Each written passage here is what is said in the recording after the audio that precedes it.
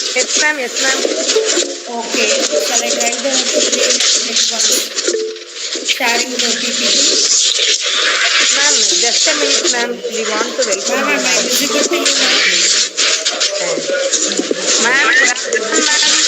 Good afternoon. Am I visible Ma'am, to you, ma'am? you want to check the PPT, ma'am? Yes, ma'am. Yes, ma'am. Yeah, I want to see whether the sharing the Yes, ma'am. Yes, ma'am. sharing the PPT. Now, Yes, ma'am. Just a minute, ma'am. We want to welcome ma'am, you, am I ma'am. visible to you, ma'am? Ma'am, good afternoon, madam. Ma'am, you want to check the PPT, ma'am? Ma'am, yes, ma'am. Yeah, I want to see whether the sharing Yes, ma'am. Yes, ma'am. sharing the PPT. Now, Yes, ma'am. Just a minute, ma'am. We want to welcome ma'am, you, am I visible to you, ma'am? ma'am. Good afternoon, madam. Yes, ma'am. You want to check the PPT, ma'am? Ma'am, yes, ma'am. Yeah, I want to see whether the Yes, ma'am. Yes, ma'am. when you people are ready, we can start the program. Okay, ma'am. Okay, ma'am. Okay.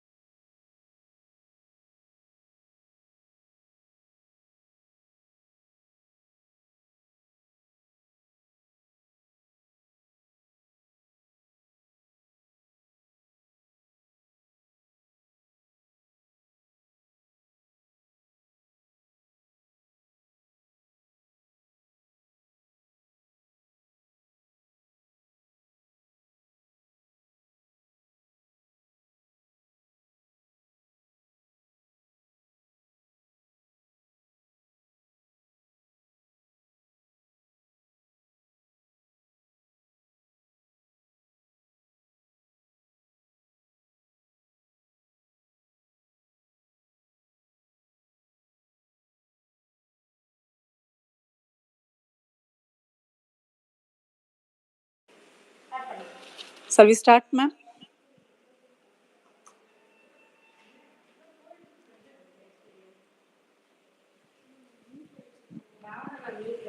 Ma'am?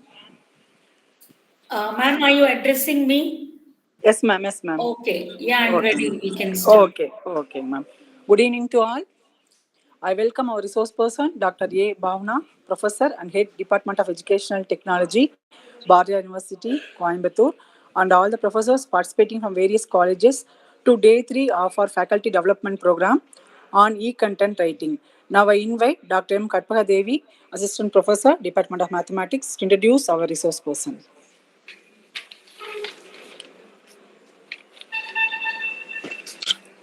Thank you, ma'am.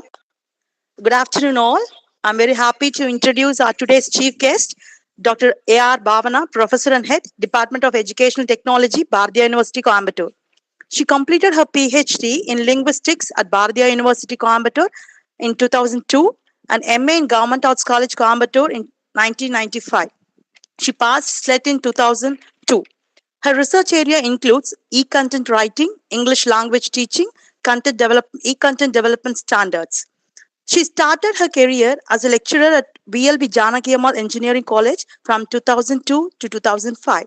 Then she worked as assistant professor from 2003 to 2017. Then as associate professor from 2017 to till date. Her awards includes Best Faculty Award from the Nehru College of Education and Charitable Trust, Coimbatore for the year 2010 to 2011. She received Best Paper Award by the Department of Education, Bharati Dasan University in the year 2011. She is the member of many academic profession bodies, which includes Alagappa University, Manonmaniam Sundaranath University, Bharatiyar University, VIT Vellore, VIT Chennai, Karunya University. She completed 3 UGC-funded projects. She has published more than 30 papers in international journals. With this rich and very brief introduction, I, on behalf of Department of Mathematics, Visalakshi College for Women, and on my own behalf, I extend a bouquet of welcome to you, ma'am. Thank you, ma'am. Thank you very much for a very big introduction. You have feathered it with so many colors that I'm just overwhelmed at your introduction. And I think I'll just click on my presentation. And is it visible for you all? Yes, ma'am. Yes, ma'am. Visible, ma'am. Okay. So the topic of the day, is it visible full screen or you have to make the adjustments there? No, ma'am. Full screen is visible, ma'am. Okay, fine. My voice is okay for you people? Ma'am, full screen is not there. I think you have to pin it because I'm not able to control that here because of version issue. So I'll just try and see, or can I proceed further? You can pin the screen and you can... Excuse me, ma'am, you put the slideshow, ma'am. It will be full screen. Let us check now. Is it okay? Yes, ma'am. Now it's visible as full screen. See, before starting the lecture itself, I will tell you, technology has its boon and bane. So we have to double check everything. Okay, we'll go into the discussion today. I wouldn't call it a lecture. I want everybody's participation in the whatever interaction is going to happen between us. Okay, because we are all faculty members and we are just co-workers. There's nothing called a very big professor or anything like that. And if you see, this afternoon, I'm here to discuss about e-content writing and e-content development. Why I have clubbed both is because for the teaching faculty, both are necessary in future because the UGC expects us to prepare more and more online content and contribute to MOOCs and other programs. Okay, so today if you see, we are in the digital age pedagogy. So all of you people, we would have heard about curriculum, we would have heard about adult learning, then education, children's pedagogy, everything. But now we have a new name called digital age pedagogy, where we have to rethink the role of the teacher and the learner. So are we having a new generation of learners? We have to think. New learning environment, new learning media. So if you see post-pandemic, the learners have changed. Their idea has changed completely. and they are all born into the digital age. So it was very easy for them to transfer to the online learning platform. And a new learning environment has been created where people depended mostly upon WhatsApp and other tools and all that. And we people had to adopt to that with the ad hoc measures which were available. And we have new learning media, that is a combination of audio, video, multimedia, artificial intelligence, all that has come into the learning arena today. And now, are we a new generation of teachers? This is $1,000 question, because we people are digital immigrants and we have spent most of our time using the traditional medium for teaching and learning. And now we have to convert ourselves into a new generation of teachers. So the present age, whom we call as the Generation Z, have been shaped by the digital age. And by 21 years of age, these millennial students, if we see today, they would have spent more than 10,000 hours playing video games, sent more than 20,000 emails, watched more than 2 lakh hours of television, and spent more than 50,000 hours on a cell phone. So you would all agree with me. And as a result, today, for the new generation teacher to reach that ladder, where what and all technologies are there for us to choose, the World Wide Web, e-books which are available, audio books are there, interactive television, video, multimedia, mobiles, iPods, interactive whiteboard, Skype, wikis, blogs, podcasts, and whatnot. There are an array of avenues which are available for the teacher and the learner to interact. So, based on this, we have to prepare certain content which will be sent to the student or which will be delivered by using an learning management system. I'm sure Dr. Parthasarathi would have introduced you to what is a learning management system. And because of the NAC, I think most of you will be using that. So the content which we are going to prepare for teaching has to be, opportunity should be delivered by using the electronic technology. You have to deploy the content through a technological device and then interface. So that's now if you see 100% reliability on traditional classroom has gone. That is why even we people, instead of attending programs or seminars in face-to-face, we are coming and attending a webinar. So we have to provide a supplementary and complementary content to the traditional education system. We have to supplement that, we have to complement that also, and we have to use a learning management system or a learning content management system to help the learners in the particular process. So if you see, when we are going to do this, the method of focus will include all forms of electronically supported learning content, and this content should be procedural in character. Procedural in the sense it should follow one after the other correctly, and its aim will be to effect the construction of knowledge in the learner, and it will at the same time it will offer individual experience or practice to the learner. So if you take this and compare it with the traditional system, a teacher will be present in the classroom and they will have a rapport with all the students. Particularly if you're having more than 30 or 40 students in the classroom, we cannot offer them an individual experience. And all of us would have faced the problem of managing the people who are budding learners. For them, you have to teach a lot. Then you'll have the gifted ones who know very well. They know to perform without the teacher. Now, bridging these two gaps along with the middle level students will be an art of juggling in the hands of a traditional teacher. But here, in this kind of, when you prepare content with a lot of scope for individual experience, it will give practice to the learner also. It will offer an individual one-to-one experience. So now when we are going to offer this kind of teaching content, what are all the television technologies, communication technologies we can use, is that we can use asynchronous activities. That is certain tools like blogs, wikis, discussion boards, email, you can say WhatsApp, other messaging system, everything, which need not require the sender and the receiver to be present with the device at the same time.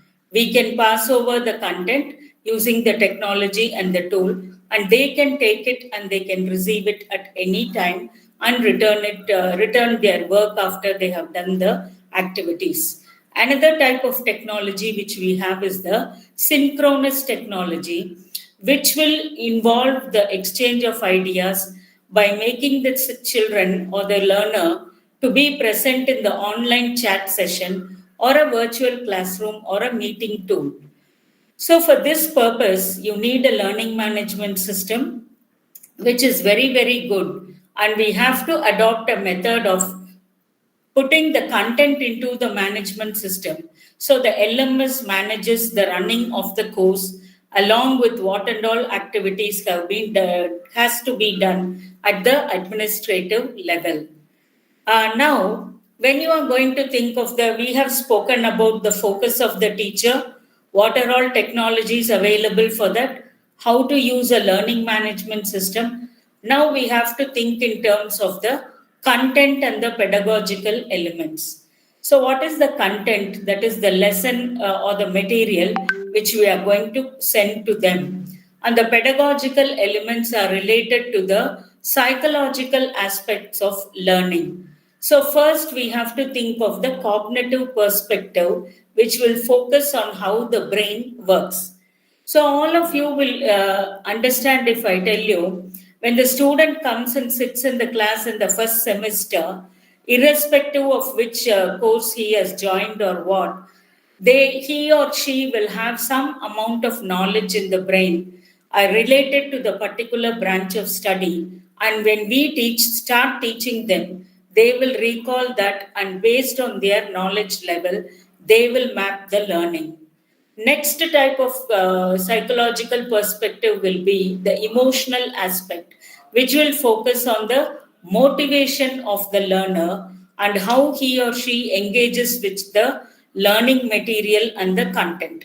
So, this emotional perspective is usually linked with the teacher's personal rapport in the traditional classroom, but we have to build it by using multimedia in the online environment.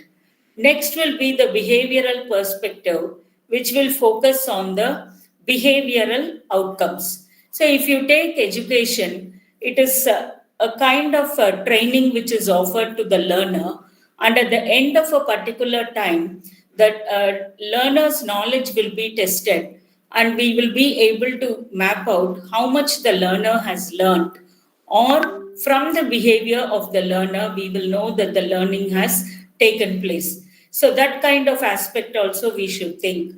Next is the contextual perspective, which will focus on the environmental and social aspects which can stimulate learning. So, all these elements have to be considered before we take in e-content. We start preparing the content or developing it and deploying it through a learning management system.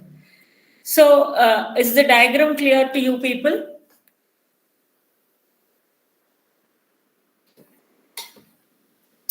I'm not getting any reply. Is the diagram clear? Okay. So if there is a long silence, I will feel that there's no one on the other end. So I request you people to kindly interact. Okay. So if you see today in the e-learning domain, we are watching what is called as the global level of learning and teaching. So today we talk about global standards, robotics, augmented reality, artificial intelligence, everything. So if you see e-learning, it starts with the pedagogical. I'm starting there. Next is the technological aspect. Next will be the interface design. That is through which kind of tool or what kind of products you will use to do the teaching learning. The interface is there. Now, when I'm presenting to you, I have the interface of the Google Meet application, which is there, audio and visual aspect I'm using as an interface, and I'm connecting with you people. Evaluation, management of the content, resource support. This we will see. We should be giving links to the learner to learn more. So that is what is resource support, ethical aspects of education, and institutional involvement in all these activities. So this circle will keep on moving again and again. And this is the main framework within which we will be preparing the content and delivering the content. So if you see this diagram now, it is based on the instructional principles which are used in the present day.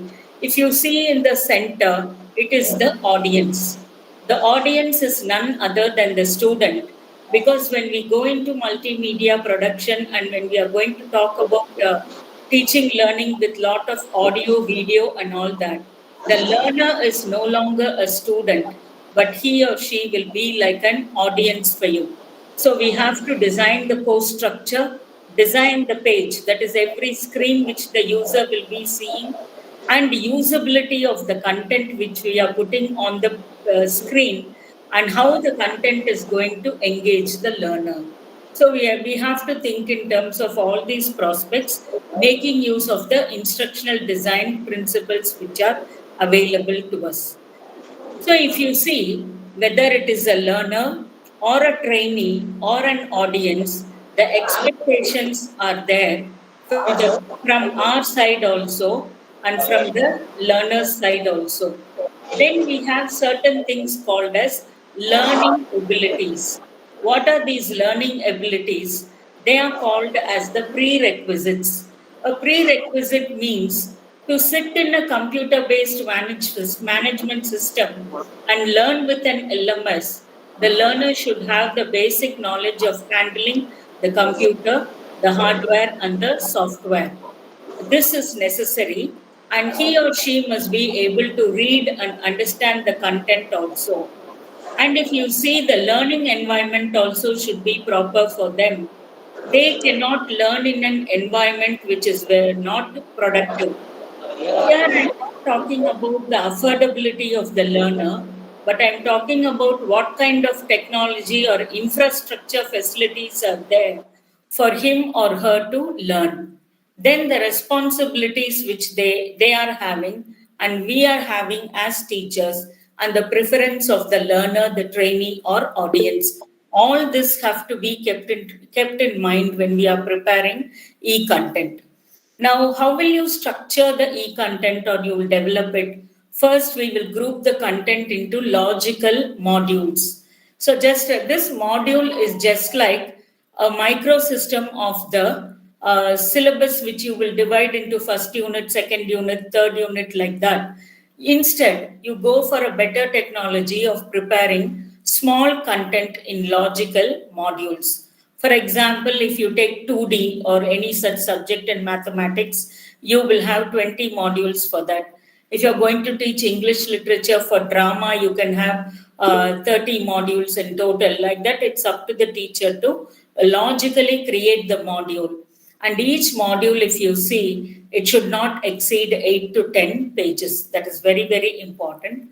And when you are preparing the content, you have to incorporate interactive concept. This interactivity is very important, because when we are going to develop e-content and give it to the learners, they have to be engaged properly.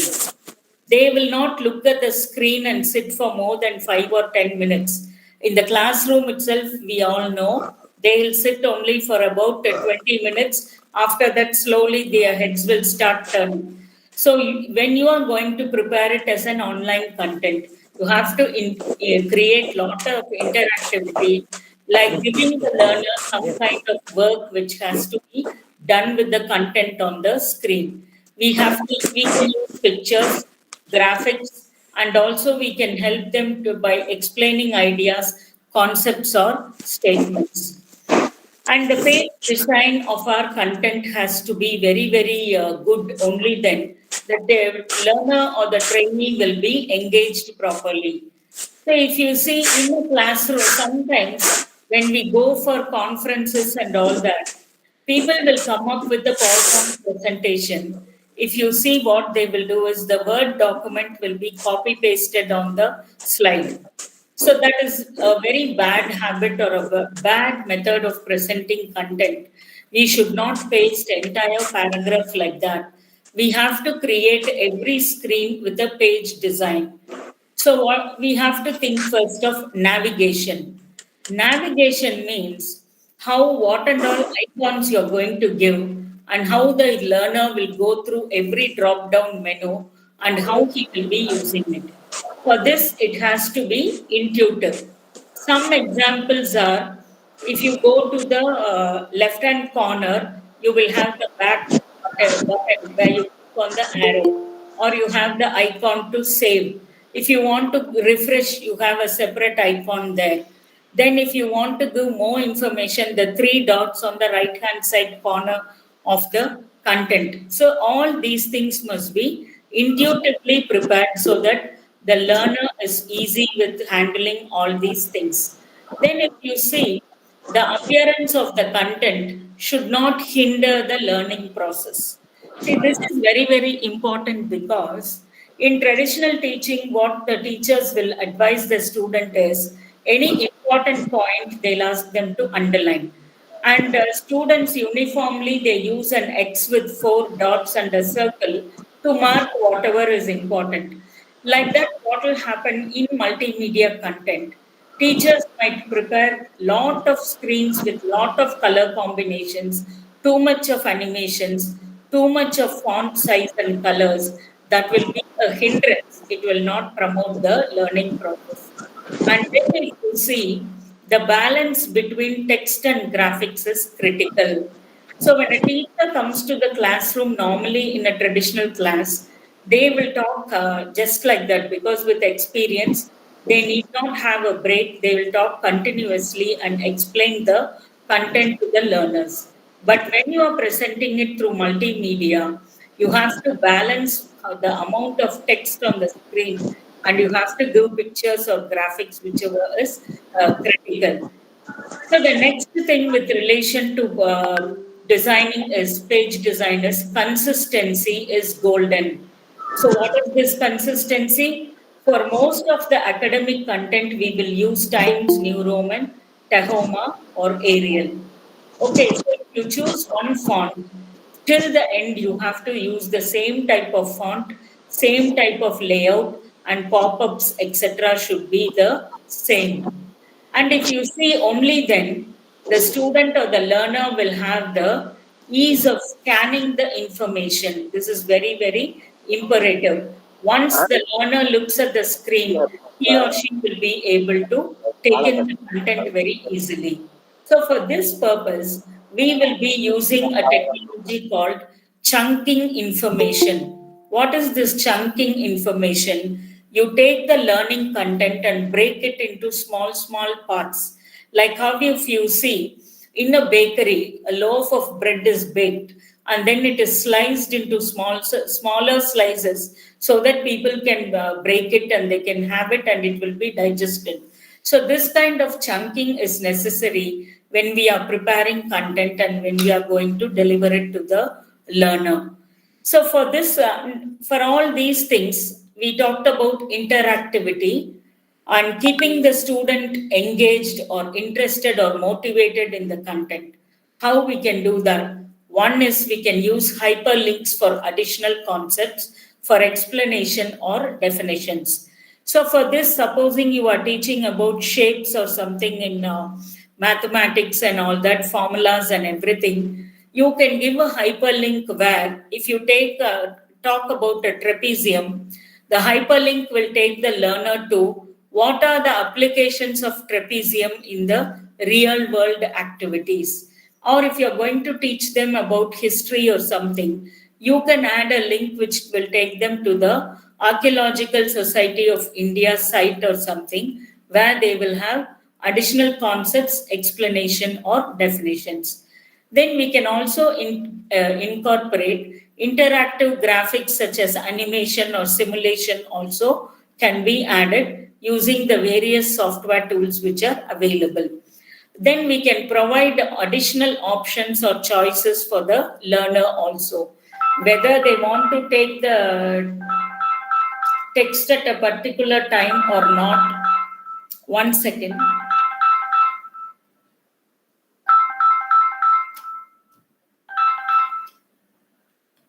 I'm a bit sorry because I have a nuisance call just now. Sorry for the break. And what we can do is we can create activities such as games or other educational methods of interactive learning. So most of you, I think you would have seen so many people now Byju's and many people who are coming into the teaching learning arena where they are projecting interactive methods of learning. Actually, what they are doing is they prepare the content extensively with the help of designers, instructional designers, subject matter experts, and all that. And they present the content with the help of a person who will present the content like an anchor. The person who will be presenting the material will be working as an anchor for the material, but the material would have actually been prepared by the teachers. So they are a commercial group of people who can go into this kind of technology and prepare the content. But we people who are in the colleges and research institutions, the UGC and other apex bodies who give accreditation to us, they require the teacher to do this for the learner. So we have to think of developing knowledge in that area, and we have to keep activities focused on the course objective. This is very, very important because we will be mapping up the course objectives, program objectives, and everything. And once we go into designing, we should not think of providing too little content or too much of activities. It should be at an optimal level. Avoid letting the technology shadow the course objectives. So sometimes what will happen to the teacher, they would think, why would I try all this? After all, the student is going to get the answer from Google or from ChatGPT or anything. So we should not let the technology overshadow the course objectives. So based on this only, Swayam has given us the 4 quadrants. Okay, they have given us the model. In future, the UGC may not fund such activities. They might ask us to prepare it on our own. So knowledge of the 4 quadrants is very important when we are preparing the first set of content we are going to prepare. So the first quadrant would be a video lecture. So we ourselves, we have to prepare the content properly, record the video, and we should have the reading material that can be downloaded and printed with related to the topic which we are preparing. And we have to give the self-assessment test through the quiz and other things, tools which are available today in the learning management system to the learner. And at the same time, we should have online discussion forum for clearing the doubts of the students. These things are supposed to be the golden 4 means which the UGC is what you can say stressing upon. And in future, we might all be asked to prepare content like this and deliver it to our students. So first thing, usability of the content is very, very important. I'm very sorry to say one thing. It is not everybody, but some percentage of our teaching faculty, if you see, they will go to the classroom and start the teaching for the particular topic, and then they will discuss all kinds of general things with the students, keep them happy, and come back outside. But this cannot be done when we go into learning with an LMS or everything. When you are going to work with LMS and you are going to use online methodologies for teaching learning, the usability of the content is very, very important. So we have to verify that all the links work properly, and we have to ensure that all the activities function as designed. Okay. And what is the functionalities which we would have given for them, fill up the blanks or true or false, or we might have given them small answers. All these things we have to see that they work properly. Then we have to inspect the content to ensure that grammar and spelling are correct. So mostly people nowadays, they overlook the fact that when they are using a tool like Grammarly, it will automatically manage good grammar. Grammarly does not give you 100% precision. So sometimes what you have to do is you have to take your own efforts to check the grammar and the spelling.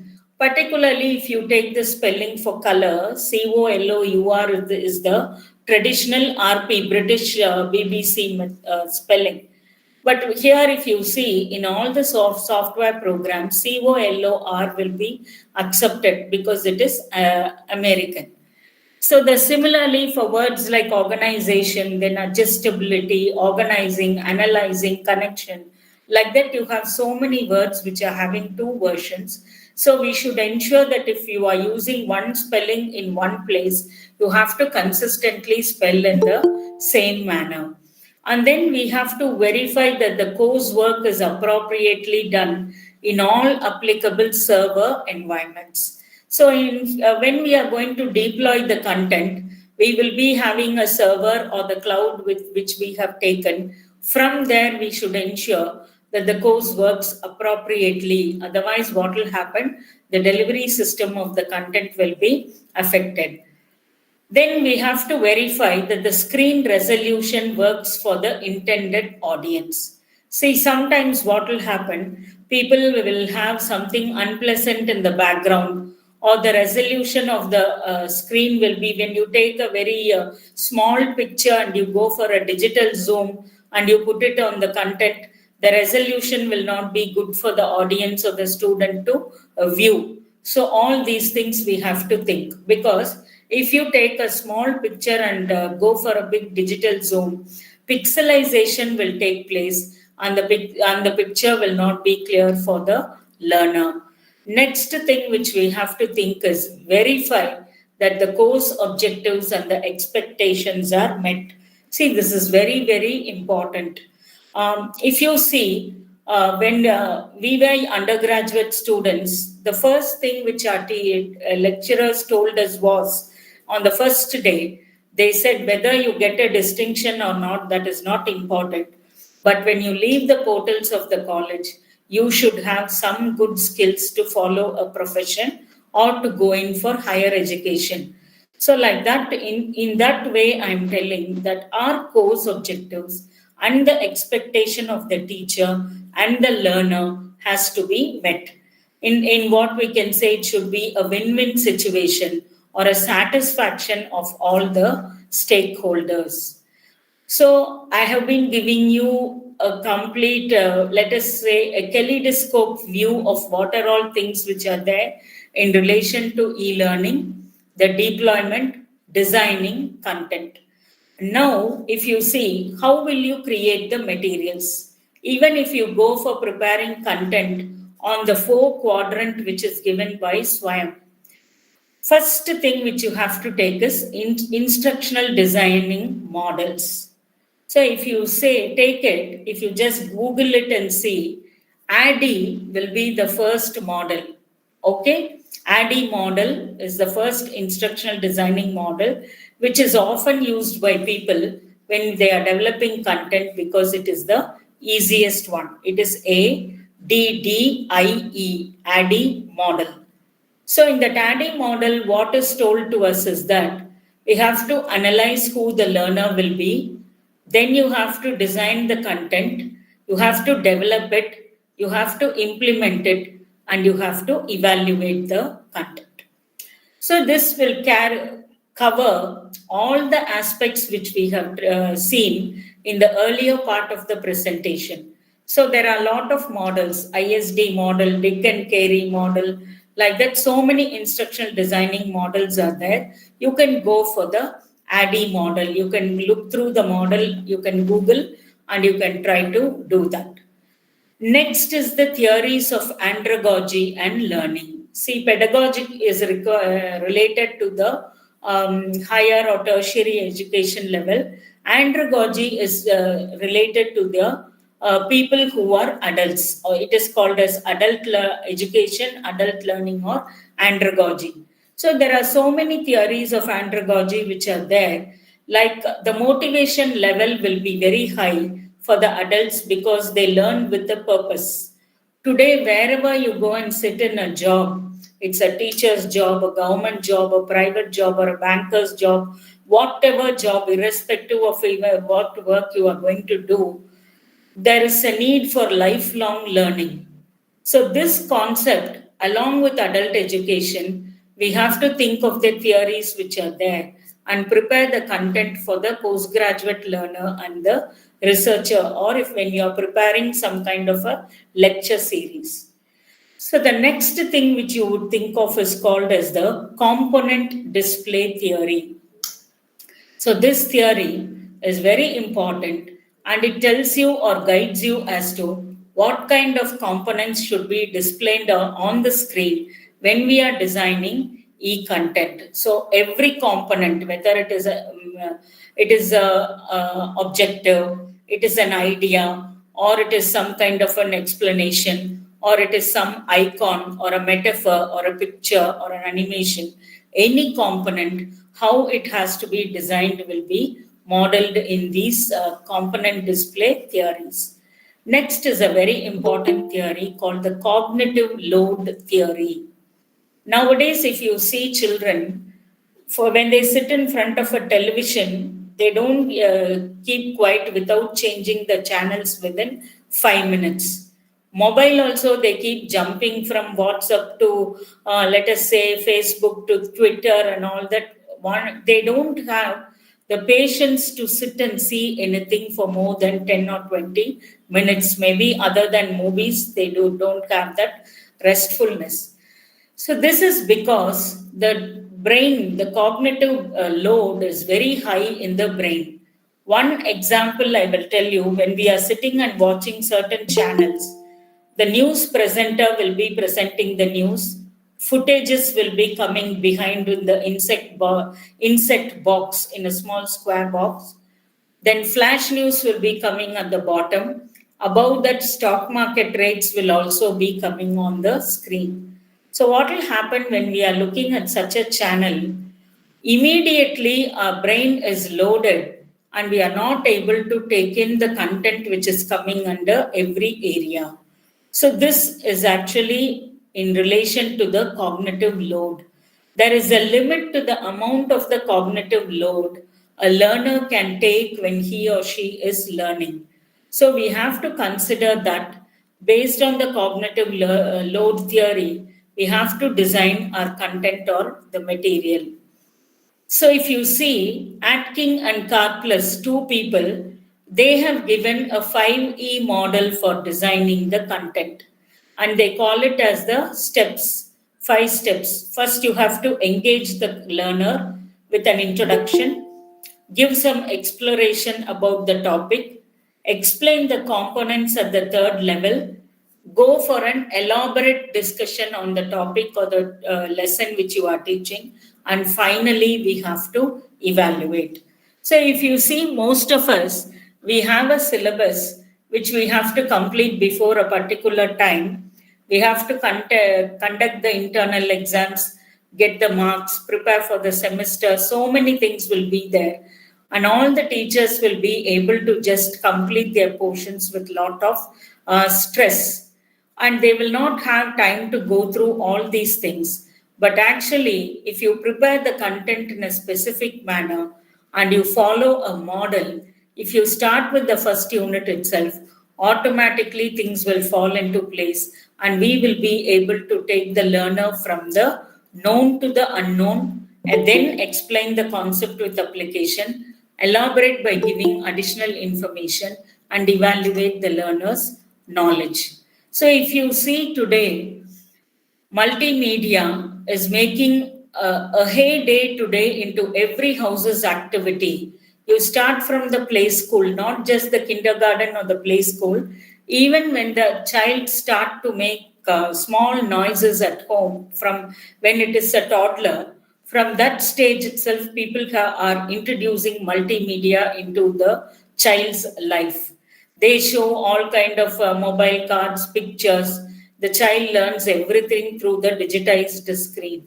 So if you see, interactive multimedia content is a very big business today, and the material is there for everybody to buy and make money out of it. But if you see, we teachers, we will be expected by our apex bodies to develop at least 50% of these skills, and all of us have to become a jack of all trades very soon, and we have to learn the task of converging and diverging the content. That is, we have to take content from everywhere, converge it into the classroom, and give it as an e-content. Next thing, what we will be expected to do is research, prepare content for seminars, conferences, and you will have to diverge it to the places by publishing books, participating in MOU discussions, everything. So the multimedia market is fully there for us with all these kind of activities. It will be a big threat to the teachers if we don't get in the habit of preparing content. So after that, if you see, we have certain pillars of content writing. It should be in the editorial style. Now, if you take people in mass communication and all that, what is the editorial type of content writing? If you see, an editorial cannot be written by anybody. It is not a tomfoolery or any jack's work. Editorial requires deep knowledge and analysis in the topic. Only then a person will be able to write the editorial. So, when you are preparing content for any of your learning materials, you have to be precise and you have to have deep knowledge, like an editorial writer, to present the content. Next one is the tone and the style of presenting. So, third person narrative will always be good for presenting, and the style should be perfect. Because when we are talking in the classroom, we might use lot of fillers. This is that, but like that, we will be pulling it along, and we'll be using lot of non-verbal and verbal communication system also, and the students will be used to that. But when we are writing for a global audience and for e-content to be shared everywhere, the tone and the style has to be very good. And next will be the creativity. So it is not an A to Z process, like you go sit there and you just present the content like a textbook and come out. We have to think of creative means in preparing the content. And next is the client brief. This is when you are preparing content for a person who's going to buy it from you. A vendor will buy it and he will be supplying it to many colleges or schools. When you're preparing like that for business purposes, you should have a brief discussion with the client and you have to go for preparing the content. This will be related to consultancy services which are offered by the people in higher education at some level, because they will work with the management of their college, and when they prepare content, the college will also be able to get a profit, and the teacher also will be getting some royalty or anything when they are able to prepare good content and they take it in the market. So now, how to prepare this kind of a editorial content? I told you the content should be very rich.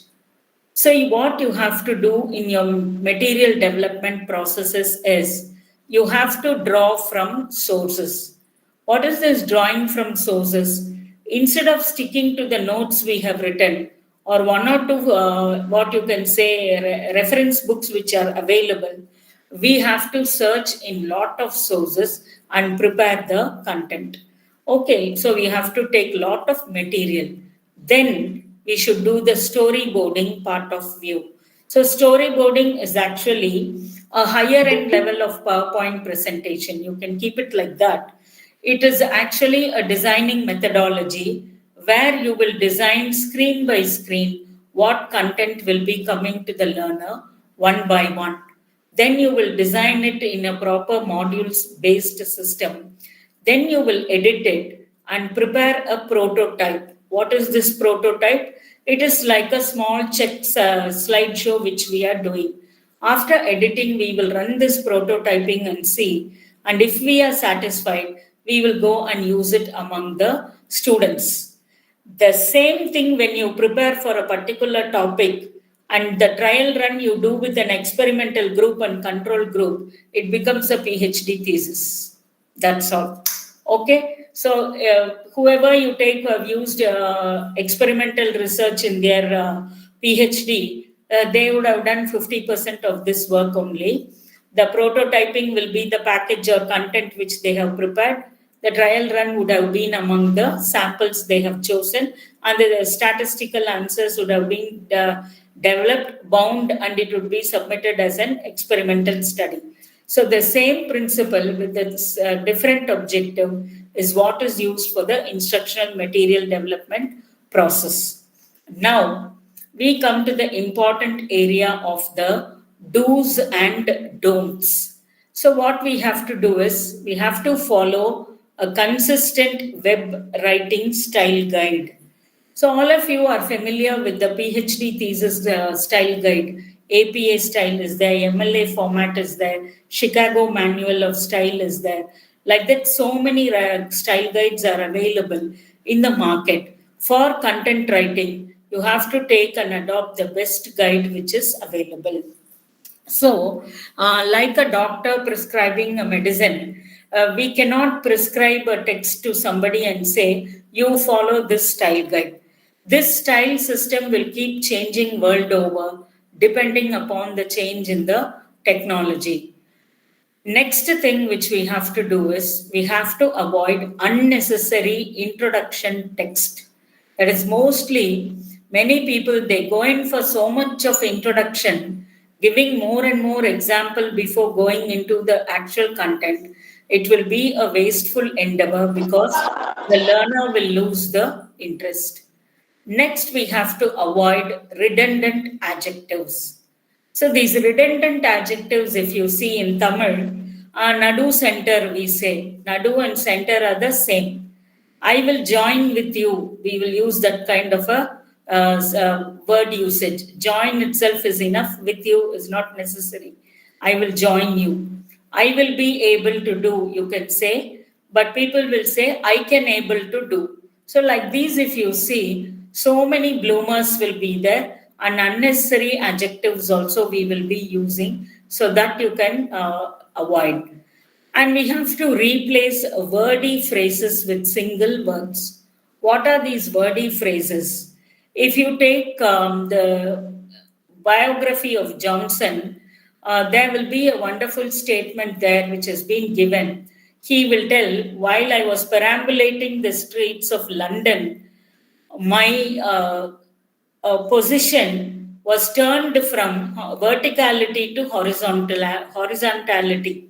This is the usage. When I was perambulating the streets of London, my verticality was converted into horizontality. What is this? Perambulating means walking around. Verticality means he was walking. Horizontality means he fell down. So the actual meaning is, while walking, taking a walk in the street in London, I fell down. For that, you look at the words which are being used in the places. So these are called as wordy phrases, which will not reach everybody.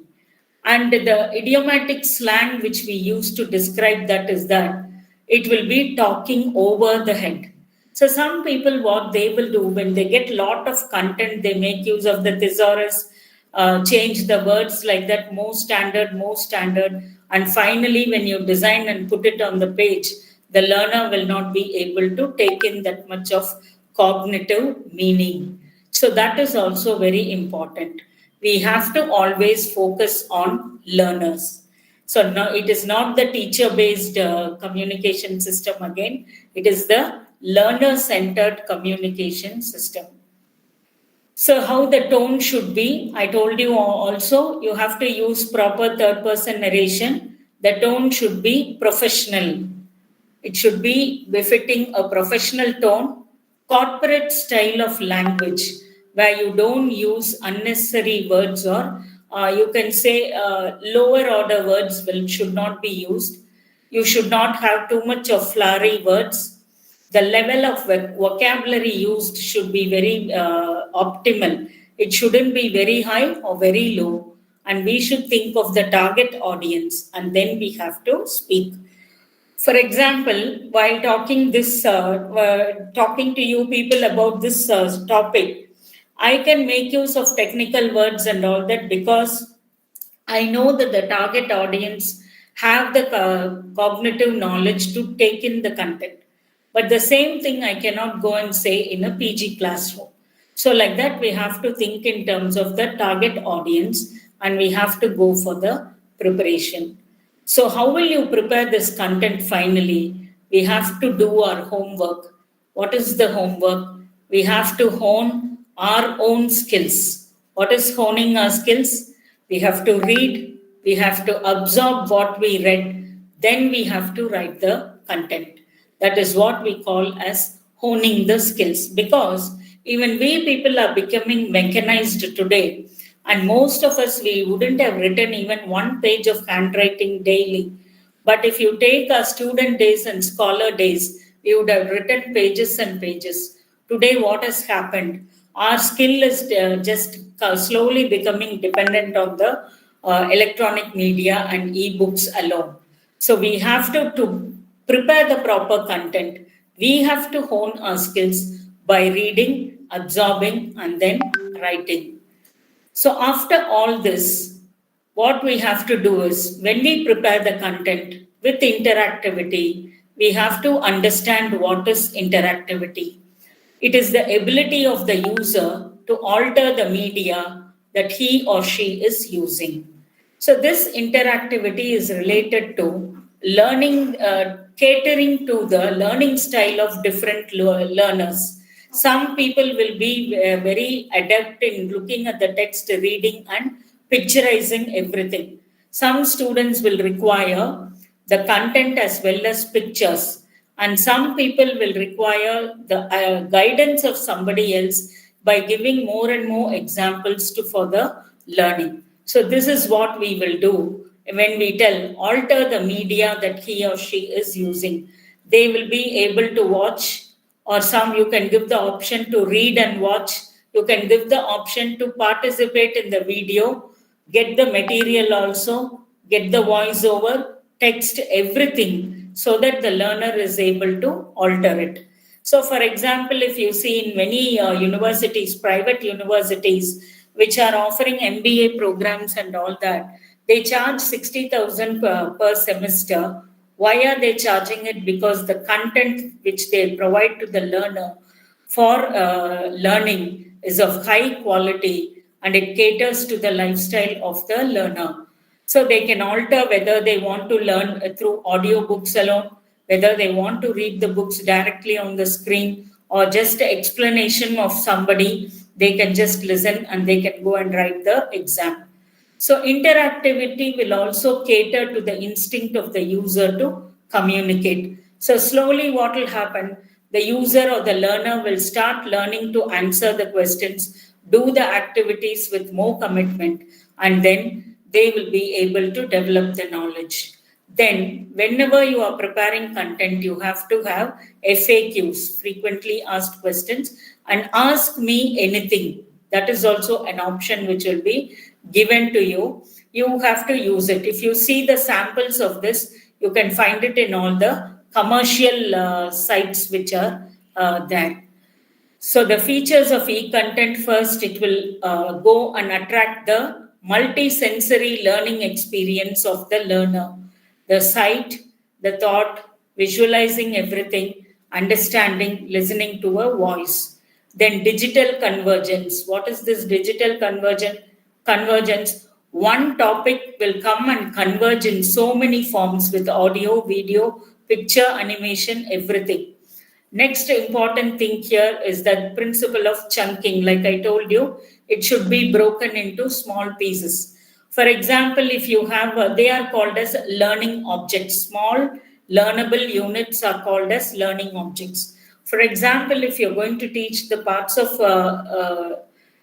English and grammar, English grammar when you're teaching the parts of speech. I'm sorry, when you're teaching the parts of speech, you should not go in for the first module to teach all the parts of speech immediately. You have to chunk it as first noun, go and teach all the types of nouns, go to verbs, go to adverbs like that. You will have 6 or 7 chunks of content to teach all the parts of speech. Like that, you have to chunk the content. Next one is the accessibility. The learner, the content which you are preparing should be within the bandwidth of the learner and the device which he is using so that the accessibility is very high. Next is the reusability. Once you prepare the content, you can be using it again and again every year with small updated bits which you have to do once a while. Next is the interoperability. That is, when you attach the content to the internet, it can go and work across platforms. Like if you see, we send a picture through WhatsApp that we download and we attach to the mail. That picture, once again, it goes into Facebook. Like that, interoperability over different channels of communication is also necessary. So, types of e-content, if you see, short learning objects, unit, module, or short courses. And finally, it will become a full courseware. So, supposing you are taking a normal paper, a core paper with 5 or 6 units, totally it will have around 2000 or 2500 learning objects it can have when you are going to prepare it in an elaborate method, and it will be classified into module and module into short course, whether it's going to be a diploma or it's going to be a full core paper. That is how you will design the content. So if you see, the e-learning modules are larger and independent structural experiences containing the objective, learning activity, and the assessment. So if you take the learning objective, it will be a small digestible unit of knowledge. Okay, it will be very, very small. But if you take a module, it will have larger structure. Lot of learning objects will be there. Learning objectives will be there for the module. Activities will be there. And test also will be included in the module. Next will be the conceptualization. So this is a key phrase of modeling and comprehensive visualization. First, you will think how you're going to take this topic to the learner and what and all dimensions you're going to prepare for it and present it to him or her. Then a global understanding of curricula to conceive a content object as a part of a larger whole. So this is very important. Now, when you are teaching online courses and you have to get ready to reach the world market, you should get the understanding of the curricula at a global level. Because if you take set theory, if you take trigonometry, whatever it is, whether you're teaching trigonometry in Chinnalambati or you're teaching it in Cincinnati, USA, the concept is the same. So the content has to be thought about at the global level, and you have to prepare the learning object according to that. Okay, so a micro vision to create content as a standalone experience also we have to develop. What is this micro vision? A small vision among us to take small bits of content and prepare it as a standalone material. Standalone material is we prepare, we get the learning experience from that, and then we will be able to conceptualize it for the entire syllabus or the paper. So how you will compose it? Arrangement of element, all the textual elements in one way, audio, video, then preferably a combination of multiple elements also you can use. Stylistic considerations, like I told you, when you are going to teach a common topic to everybody, the global stylistic considerations you will take and you will have to put it. Then what you will be doing is edutainment, that is education with entertainment based on sound pedagogical principles. You will have to give it as an edutainment capsule to the learner and it should be based on pedagogical principles. What are they? Behavioral, cognitive, constructive, and you can add any more components also which you want, but at the same time it should be educational and entertaining. So the steps for content preparation, finally, if you see, you have to correct it. We have already seen that first. Plagiarism check is very important. We have to collect all the visuals needed. Next is the metadata. Metadata is the data about the data. It will tell you on which tools it was created, who, on all the details related to the data. So that also we have to prepare the storyboard within 3 columns or so for the audio, video, picture, etc. We have to prepare for the narration style. That is, when you are recording the audio, we should not just repeat it like that in a continuous way, like how people mug up and just recite. It shouldn't be like that. It should go in a very good style. Video shooting practice, that can be helped with the mobile phone itself today. We should learn to edit the video, publish and share the content.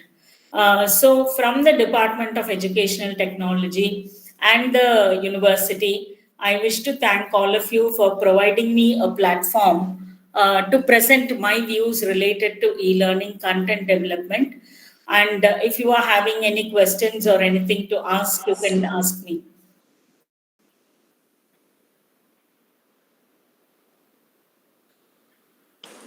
Dear participants, if you have any queries, you can raise. Madam, is there extra time or I have completed on time? No, ma'am, you are on time. I'm on time. You have completed, ma'am. Okay. Dear participants, if you have any queries, you can raise. It's time for discussion.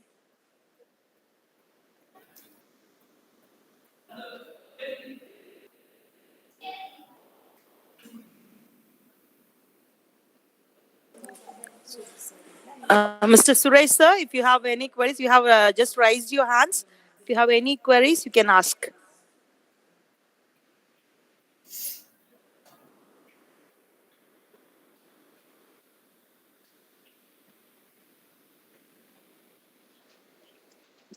Good evening, ma'am. Yes, good evening.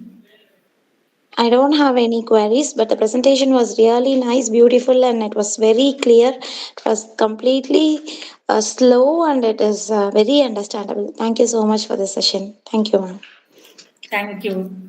See, we are taking this effort because in future, all of us will be expected to prepare e-content, and all the content will go through an LMS only. We cannot stand back and wait. We have to get into the stream. That's why this is important. Yeah, okay, ma'am.